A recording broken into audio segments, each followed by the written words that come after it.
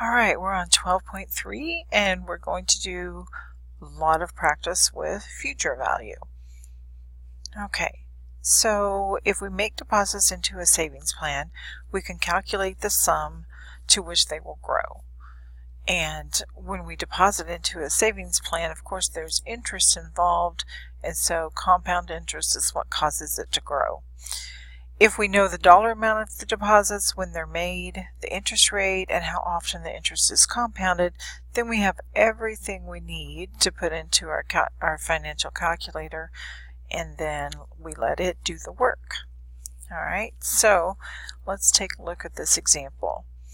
The average growth rate compounded annually. So compounded annually means one time per year.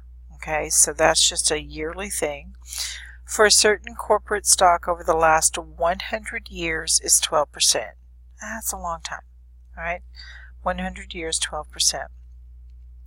If your great-great-grandmother had invested $600 in the stock 75 years ago and received the 12% return, what would her investment be worth today? Okay, and so that means future value because today is way in the future from when your grandmother was investing this money. Okay, so let's fill out our chart. We are going to have 75 years. Actually, we don't want to underline that one. Let's underline this one. 75 years times 12. Make sure you push your equal sign before you put that number in. Oh, it's not times 12. It's times 1 because it's annually. I was looking at the 12%, so we don't want to do that. And then it's 12% divided by 1 because annually means one time per year, and that's equal. Push your equal sign. I know, obviously, these two numbers will be 75 and 12. Yeah. Invested was $600. So 600, nothing in the cents category. There is no payment. It was just a one-time investment of $600. And then we're going to compute, right, future value. So that is the one we will be circling for this question. And when we compute future value, you're going to find that it's very large. Now, I suggest that you pause each time and do the computing so you can see if your number matches up with mine. All right, so I'm going to put this number in. It's a pretty hefty number. So 2,947,833.50. I was trying to kind of squeeze that in there. And so that is the amount of money you end up with. That is so large because, first of all, it was a good interest rate. 12% is pretty good. And it sat there for 75 years. So it would be nice if that was a true scenario. That would be good for us, right? All right. Next. You deposit $1,200 in a savings plan and let the money sit for 5 years, earning 3% compounded monthly. Okay, so you deposit $1,200, it's for 5 years, 3% compounded monthly. All of that is going to be part of what you're putting in here to find your future value, right? The ending balance will be future value. So this is what we'll be computing. And then I think I'll just put the circle around this part of it instead of the whole thing. And let's fill in the rest of this. Okay, so 5 years compounded monthly would be 5 times 12. Push your equals key. And then put that number, whatever's on your screen goes directly in the end. So this would be a 60, push the N, and you put the 60 in. And then the next one is 3% interest. We're dividing that by 12 because it's compounded monthly. Push equals, and then make sure that you put the number on your screen in for I. The amount invested, whoops, I'm zooming this thing when I don't really want to zoom it. The amount invested is $1,200. And then the payment was 0. We had no payment on this particular question. And then, still not quite back to where I was supposed to be.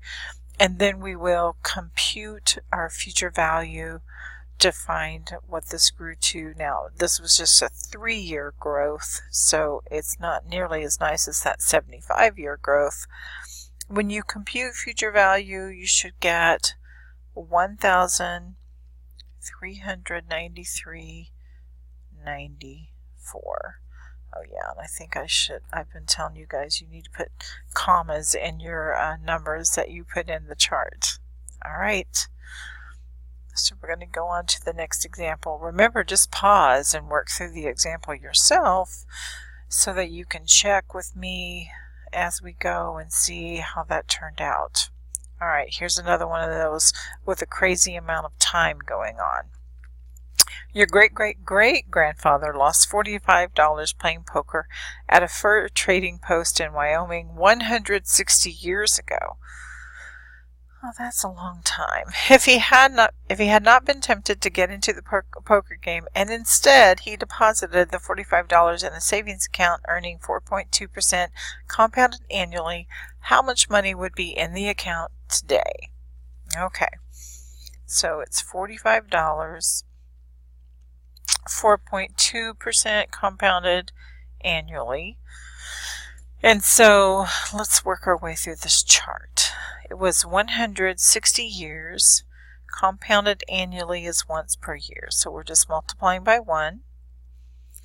The interest rate was 4.2%. That is divided by 1 because it's annual, right? Annual, compounded annually. The amount of money that he would have invested if he didn't play poker was $45, and that's negative because it's not in hand, right? We deposit it in. If we deposit into an account, then we can't spend it, right? It's just sitting there.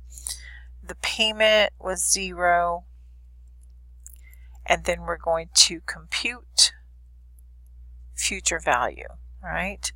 And so we need to see what would that money have grown to if it's set in that account for 160 years. Remember, it started out as just a one-time deposit of $45. And so put the dollar sign, it's $32,512.29.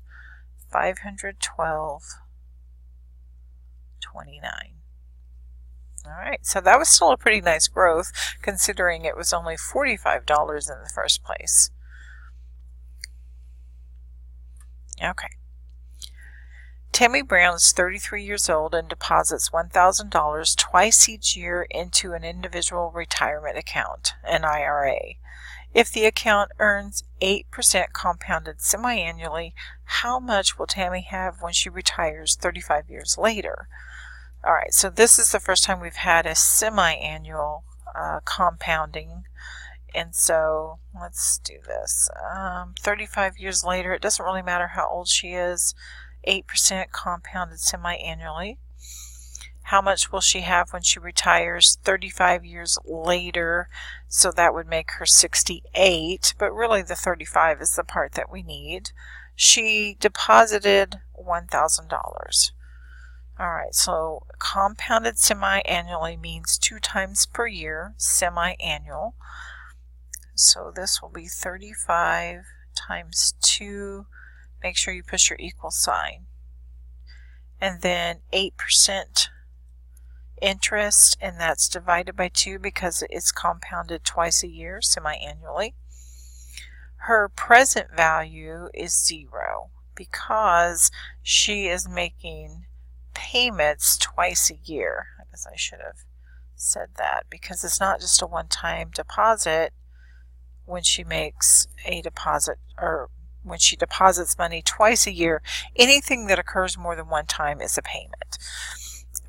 Present value, a one-time deposit, is only one time. It happens once. Payments happen more than once. So that's kind of how you can distinguish between those.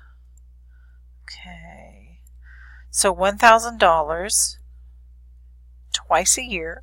She's making two payments per year, And then we're going to compute future value, and let's see here, put a circle there, not really a circle, more like an oval. And then future value has grown quite nicely, and so the amount that she has in her account at the end of 35 years, it is 35 years, that's a good amount of time, $364,290.46. All right. So we have quite a few examples, but we're going to stop on this one. It may take 2 more videos, I'm not sure, to finish this lesson. All right, I'll see you on the next video.